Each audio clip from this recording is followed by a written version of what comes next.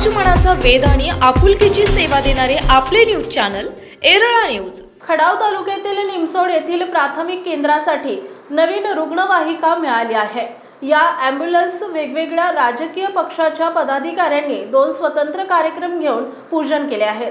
पहिल्यांदा भाजप पदाधिकाऱ्यांनी पूजन केले, त्यावेळी सभापती सौ वनिता दुबळे, पंचायत समिती सदस्य सौ वैशाली मोरे, सरपंच सुनील मोरे, शशिकांत मोरे, अधिक मोरे, सागर पवार, बापूराव मोरे, शिवाजी घाडगे, प्रसाद मोरे, प्रशांत पवार, मिथुन घाडगे आदी उपस्थित होते।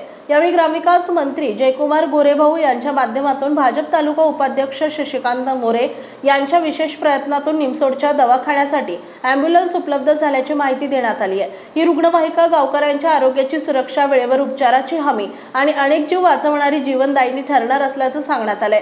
दुसऱ्या दिवशी जिल्हा परिषद सदस्य संदीपदादा मांडवे, गुरसाळे गणाचे पंचायत समिती सदस्य महेश वाघ यांच्या हस्ते रुग्णवाहिकेचे पूजन करण्यात आले।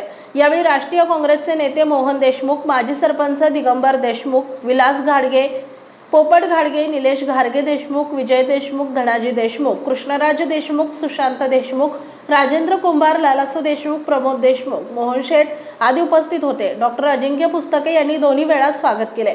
आरोग्य सहाय्यक श्री सोमवंशी, श्रीमती देवकांत, अनिकेत खुसपे, जयस कप्ताळे, प्रवीण राऊत, स्वप्नाली पठारे, श्रीमती सोनवलकर, DS पवार, उमेश शिंदे, गणेश निकाळजे यांनी कार्यक्रमाच्या यशस्वीतेसाठी परिश्रम घेतले।